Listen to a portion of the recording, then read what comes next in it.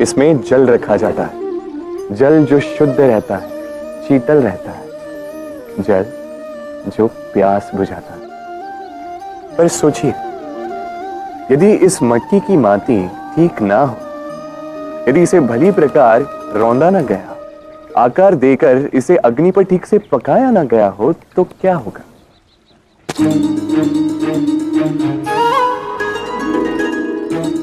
यही मन के साथ भी होता है,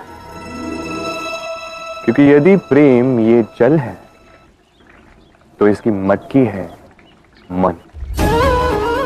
मन रूपी पात्र में यदि विश्वास की माटी ना हो, यदि आंसुओं से उसे भिगोया ना गया, समय रूपी कुम्हार ने उसे आकार ना दिया हो और परीक्षा की अग्नि में उसे पकाया ना गया हो, तो प्रेम मन में नहीं ठहर सकता।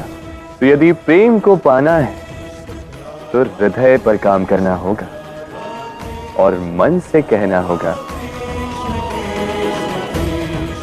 राधे राधे।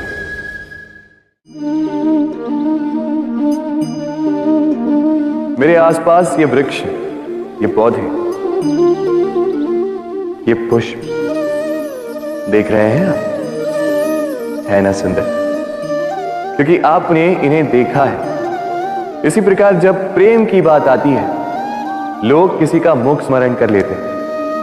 ऐसी आंखें, वैसी मुस्कान, तिरछी भ्रूकुटी, घने केश, पर क्या यही प्रेम का अस्तित्व है? नहीं, ये उस शरीर का अस्तित्व है जिसे हमारी आंखों ने देखा और हमने स्वीकार कर लिया। परंतु प्रेम भिन्न है। प्रेम उस वायु की भांति है जो हमें दिखाई नहीं देता, किंतु वही हमें जीवन देता है। संसार किसी स्त्री को कुरूप कह सकता है, क्योंकि वो उसे अपनी तन की आंखों से देखता है, परंतु संतान उसी माता को संसार में सबसे सुंदर समझता है, क्योंकि वो भाव से जुड़े। तन की आंखों से देखोगे तो वैसे भी पहचान नहीं पाओगे जैसे राधा मुझे पहचान नहीं पाई। इसलिए यदि प्रेम को समझना है तो मन की आंखें खोलो और प्रेम से कहो, राधे राधे।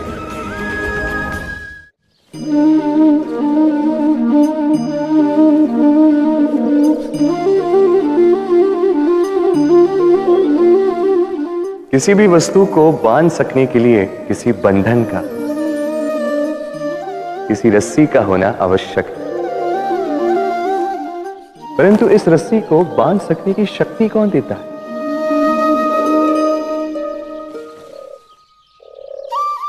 वो धागे जिनसे जुटकर ये रस्सी बनी है।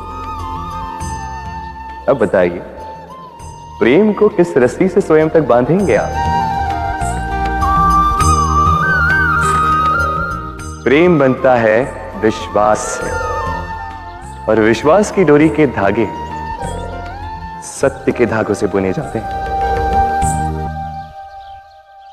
अब प्रश्न ये उठता है कि सत्य क्या है?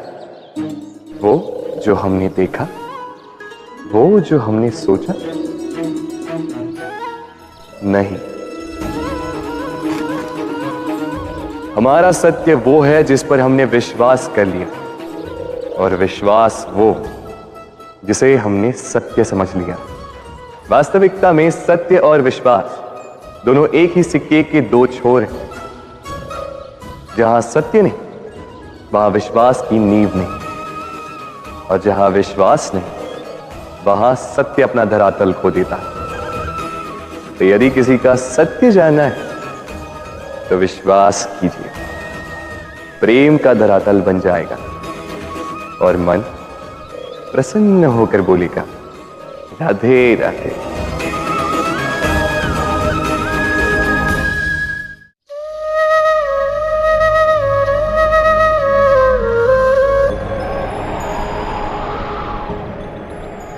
जब भी प्रेम की बात आती है, हम सबसे पहले मन में एक नायक और एक नायिका का चित्रण कर लेते हैं। क्यों? आपके साथ भी यही होता है ना? पर क्या प्रेम केवल नायक नायिका के आकर्षण का बंधन है? नहीं, प्रेम तो परिवार से हो सकता है, माता पिता भाई बहन से हो सकता है, सखा मित्रों से हो सकता है, देश और जन्मभूमि के लिए हो सकता है, मानवता के लिए हो सकता है, किसी कला के लिए हो सकता है, इस प्रकृति के लिए हो सकता है। पर प्रेम कभी उस पन्ने पर लिखा ही नहीं जा सकता जिस पर पहले ही बहुत कुछ लिखा हो। जैसे एक भरी मटकी में और पानी आ ही नहीं सकता। तो यदि प्रेम को पाना है तो मन को खाली करना होगा। अपनी इच्छाएं, अपना सुख सब त्याग कर समर्पण करना होगा। अपने मन से व्यापार हटा दो, तभी प्यार मिलेगा और मन प्रसन्न होकर बोलेगा, राधे राधे। प्रेम, प्रेम विधाता की सबसे सुंदर कृति, परंतु हर कृति को संभालना पड़ता है। अब इसी मूर्ति को देख लीजिए। जब कलाकार ने इसे रचा तब ये बहुत सुंदर थी, परंतु इसके पश्चात इसे संभाला नहीं गया। इसके स्वामी ने इसके देखभाल का कर्तव्य ठीक से नहीं निभाया और अब यह मूर्ति असुंदर लगने लगी। इसी प्रकार केवल कह देने से प्रेम नहीं हो जाता। इसके लिए आपको अपने कर्तव्यों को पूर्ण करना होगा। तो देश की रक्षा, परिवार और संबंधियों की सुरक्षा, संतान को संस्कार, जीवन साथी का आभार, ये कर्तव्य जब तक नहीं निभाओगे प्रेम से दूर होते जाओगे। तो यदि प्रेम का अमृत पाना है तो कर्तव्य की अंजलि बनानी होगी और मन से कहना होगा, राधे राधे। प्रेम संसार का सबसे पवित्र बंधन है, पर सच पूछो तो ये बंधन से मुक्ति है, स्वतंत्रता है। नहीं समझे? समझाता हूं। यदि कोई आपका प्रेम ठुकरा दे, यदि कोई आपका प्रेम समझ ही ना पाए तो क्या होगा? कुछ उदास हो जाएंगे, कुछ छल करके प्रेम पाना चाहेंगे, तो कुछ बलपूर्वक प्रेम पर अधिकार करना चाहेंगे। किंतु यह आवश्यक नहीं कि जिससे आप प्रेम करते हो उसे भी आपसे प्रेम, क्योंकि प्रेम कोई वस्तु नहीं है, न राज्य है, न धन जिसे आप बल से अपने वश में कर सको। प्रेम वो शक्ति है जो आपके लिए हर बंधन तोड़ सकती है, किंतु स्वयं किसी बंधन में नहीं फंसती। तो जिसे भी आप प्रेम करते हो उसे स्वतंत्र छोड़ दीजिए, क्योंकि स्वतंत्रता ही वो भाव है जो जीव को सबसे अधिक प्रिय है। प्रेम सच्चा होगा तो उसे अवश्य समझ में आए। तब तक के लिए निस्वार्थ भाव से प्रेम कीजिए। स्वार्थ हट जाएगा तो प्रेम आ ही जाएगा और मन प्रसन्न होकर बोलेगा, राधे राधे।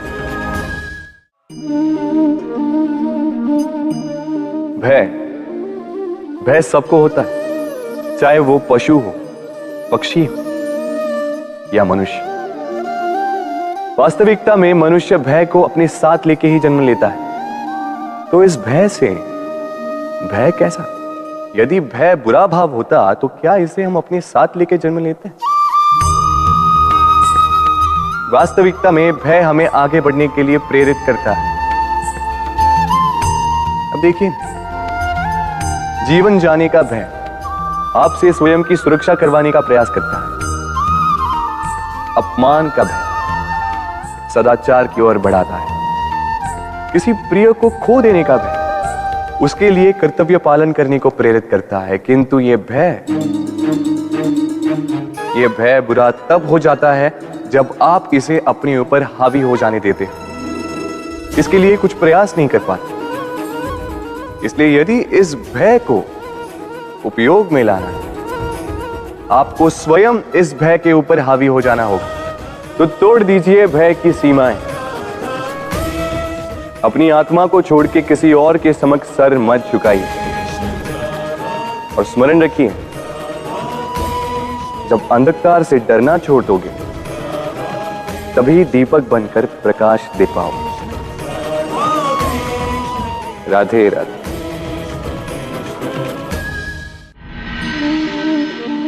मनुष्य का स्वभाव है कमाना, संग्रह करना, फिर चाहे वो धन हो, नाते हो, संबंध हो, या हो प्रसन्नता। परंतु क्या आपने कभी सोचा है, नियति ने यह संग्रह करने की प्रकृति मनुष्य में क्यों डाली? एक बीज से पौधा पनपता है, उसके भोजन से फल संग्रहित होता है। क्यों? इसलिए ताकि वृक्ष उसे स्वयं खा सके? नहीं, बल्कि इसलिए ताकि वो भूखे जीवों में बांट सके। अब आप पूछेंगे कि इसमें वृक्ष का क्या लाभ? लाभ है, क्योंकि जो बांटता है वो मिटता नहीं। जो फल ये जीव खाते हैं वो उसके बीजों को वातावरण में बिखेर देते हैं, जिससे जन्म लेते हैं नए वृक्ष। उसकी जाति, उसका गुण, उसकी मिठास अमर हो जाती है। इसलिए स्मरण रखिएगा, अमीर होने के लिए एक एक क्षण संग्रह करना पड़ता है, किंतु अमर बनने के लिए एक एक कण बांटना पड़ता है। राधे राधे। संसार में सबसे बड़ी शक्ति क्या है? अब आप में से कुछ कहेंगे शस्त्र की, कुछ कहेंगे शास्त्र की, कोई कहेगा बुद्धि की, तो कोई कहेगा बल की। किंतु ये सब अधूरे हैं। संसार में सबसे बड़ी शक्ति है मित्रता। यदि सच्ची मित्रता प्राप्त हो जाए तो वही सबसे बड़ा धन है। जब आप कठिनाइयों में होंगे तो मित्रता शस्त्र बनकर सहायता करेगी। मार्ग भटक जाओगे तो मित्रता शास्त्र बनकर आपको राह दिखाएगी। षड्यंत्र में फंस जाओगे तो बुद्धि बनकर बाहर निकालेगी। अकेले हो जाओगे तो ममता बनकर साथ निभाएगी। तो यदि इस संसार में कुछ कमाना है तो धन नहीं, मित्रता कमाओ। और स्मरण रखिएगा, यदि इस संसार में मित्र बनाना आपकी सबसे बड़ी दुर्बलता है तो आप इस संसार के सबसे शक्तिशाली प्राणी। राधे राधे। जब से मनुष्य जाति का अस्तित्व बना है तभी से युद्ध भी अस्तित्व में आया। युद्ध जो कभी धन का द्वंद्व बनकर सामने आता है तो कभी सुरक्षा का हथियार बनकर, कभी विजय की भूख के लिए तो कभी पराजय डालने के लिए। किंतु वास्तविकता तो यही है कि यदि आपको आगे बढ़ना है तो बाधाओं से युद्ध तो करना होगा। परंतु युद्ध के लिए सज्ज रहना इतना महत्वपूर्ण नहीं है जितना महत्वपूर्ण है यह समझना कि युद्ध को टाला कब जा सकता है। क्योंकि सबसे सफल युद्ध वही होता है जो कभी लड़ा ही ना जाए। आप युद्ध में विजय प्राप्त करके स्वयं का मान तो बढ़ा लो, किंतु अपना बल खो दो। इसलिए जहां तक हो सके युद्ध को टालो, इस शक्ति को संग्रहित रखो, ताकि जब ये युद्ध धर्म बन के सामने आए आप उससे पूरे बल के साथ लड़ सको। राधे राधे। मन बड़ी ही विचित्र कृति है। ये मन शरीर के किस अंग में बसता है कोई नहीं जानता, किंतु संपूर्ण शरीर इस मन की इच्छा साकार करने के लिए प्रयास करता रहता है। अब यदि मन कुछ खाने का करे तो व्यक्ति उसकी वनोपवनों की इच्छा साकार करने का माध्यम ढूंढता रहता है। अब यदि मन किसी को शत्रु समझ ले तो व्यक्ति उसे नष्ट करने का हर संभव प्रयास करता है। अब यदि मन किसी से प्रेम करे तो उसकी प्रसन्नता के लिए हर सीमा लांघने के लिए सज्ज रहता है। परंतु जीवन सुखद हो इसके लिए आवश्यक है कि मन खाली हो। इस बांसुरी की भांति भीतर कुछ भी नहीं, न राग है न द्वेष, तब भी तार छेड़ने पर स्वर निकलता है। इसी प्रकार मन को भी भावनाओं से मुक्त रखना आवश्यक है। स्मरण रखिए, मन में कुछ भर के जियोगे तो मन भर के जी नहीं पाओगे। राधे राधे।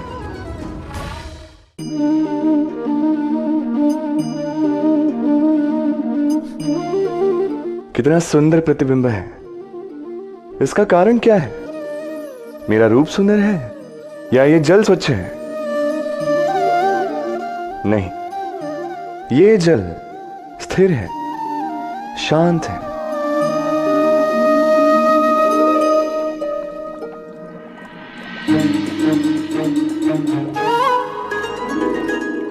अंतर देख रहे हैं आप?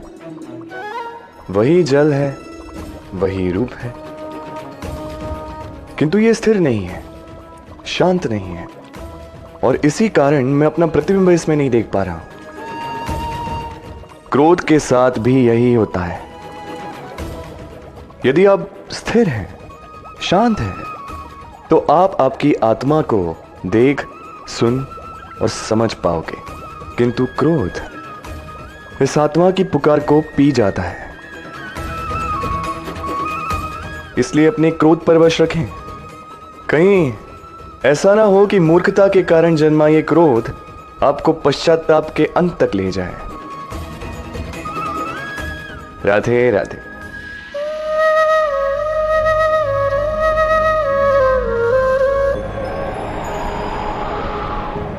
एक पिता के लिए उसकी संतान उसका गर्व है, उसका अहंकार है, और संतान के लिए उसके पिता उसका आदर्श, उसकी प्रेरणा। बिना कहे पिता संतान की हर इच्छा समझ जाता है और उसे पूरी करने की चेष्टा करता है। दूसरी ओर संतान सदैव प्रयास करता है कि अपने माता पिता को गर्वित करता रहे, किंतु यह बंधन एक स्थान पे आके टूट जाता है। तब जब संतान स्वयं की इच्छा से अपना जीवन साथी चुनना चाहे। क्यों? कारण है संवाद की कमी। जब बात आती है संतान के विवाह की, तो माता पिता सोचते हैं कि इसमें संतान से क्या पूछना, हम उसके लिए कुछ अनुचित तो चाहेंगे नहीं। और संतान का यह मानना होता है कि उसका भविष्य चुनना उसका अधिकार है। दोनों आपस में दुखी रहते हैं, किंतु बात कोई नहीं करता। होना यह चाहिए कि माता पिता को उसी स्नेह के साथ संतान की इच्छा समझ लेनी चाहिए, और संतान को उसी विश्वास के साथ माता पिता को विश्वास में ले लेना चाहिए। एक बार संवाद करके देखिए, वर्तमान और भविष्य दोनों ठीक हो जाएंगे और मन प्रसन्न होकर बोले राधे राधे। हम में ऐसा कोई नहीं होगा जिसने वृक्षों को ना देखा, वृक्षों पे इन पक्षियों को ना देखा, इनके घोंसलों को ना देखा, इन पक्षियों को अपने छोटे छोटे बच्चों को भोजन कराते ना देखा। संसार का सबसे ममत्व वाला दृश्य होता है। चिड़िया दूर से अपनी चोंच में दाना भरकर लाती है, स्वयं भोजन करने में असक्षम संतान की चोंच में डालती है, स्वयं भूखी रहकर निस्वार्थ निश्चलता से। और जब संतान के पंख निकल आते हैं, वो उसे उड़ना सिखाती और उसके पश्चात उसे स्वतंत्र कर देती है अपना जीवन जीने के लिए। इस आकाश में उड़ान भरने के लिए। और हम मनुष्य क्या करते हैं? जिस संतान को हम पंछी की भांति पालते हैं, उसके पंख निकलते ही हम उसे बांध देते हैं, ये सोच के कि कहीं वो दूर उड़कर न चली जाए। ऐसा नहीं कि इस स्थिति में माता पिता को संतान से प्रेम नहीं है, अवश्य, किंतु इसमें प्रेम पर मोह भारी पड़ जाता है, जो स्वयं अपने और संतान के भविष्य के बीच में बाधा बन जाता है। हम ये भूल जाते हैं कि हम केवल जन्मदाता हैं, भाग्य विधाता नहीं।